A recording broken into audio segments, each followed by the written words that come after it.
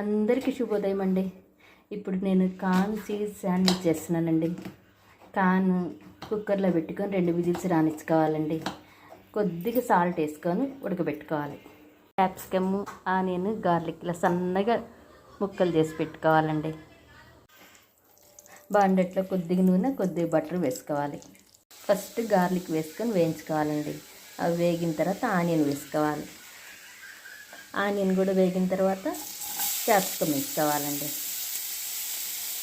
3 వేయించిన తర్వాత లాస్ట్లో కార్న్ కూడా వేసి వేయించుకోవాలండి. అన్నీ వేగిన తర్వాత కొద్దిగా ఉప్పు, కారము, ధనియాల పొడి సరిపడినంత వేసి కలుపుకోవాలండి. తర్వాత పిజ్జా ఆర్గానో కూడా వేసుకోవచ్చండి. ఇది మన దగ్గర ఉంటే వేసుకోవచ్చు, లేకపోతే ఇది ఓన్లీ ఆప్షన్ వరకేనండి. తర్వాత చీజ్ కూడా వేసుకోవచ్చండి. ఇది మన ఆప్షన్ అండి. ఎక్కువ కావాలంటే ఎక్కువ వేసుకోవచ్చు, తక్కువ కావాలంటే తక్కువ వేసుకోవచ్చు. అన్నీ వేసి కలిపిన తర్వాత ఇలా చక్కగా రెడీ అవుతుందండి. ఇలా బ్రెడ్ తీసుకుని బ్రెడ్ మీద పెట్టుకోవాలండి. దానిపైన ఇలా పెట్టుకోవాలి. మేము మల్టీగ్రెయిన్ బ్రెడ్ తీసుకున్నామండి. మీ ఇష్టం, మీరు ఎలా అన్నా తీసుకోవచ్చు, అది మీ ఆప్షన్ అండి. పెన్నం మీద కొద్ది బటర్ వేసుకొని ఇలా మంచిగా కాల్చుకోవాలండి.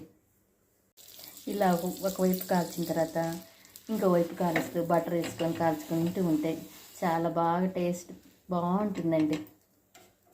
ఇలా మంచిగా కాల్చుకోవాలండి. కొద్దిగా ఎర్రగా వచ్చేటట్టు ఇలా కట్ చేసుకుంటే చూడండి మధ్యలో ఎంత బాగా కనపడుతుందో.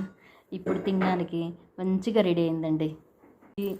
ఇది ఉదయం, సాయంకాలం టిఫిన్కి రెడీ చేసుకోవచ్చు. సాయంకాలం స్నాక్స్ కూడా మంచిగా రెడీ చేసుకొని తినొచ్చండి.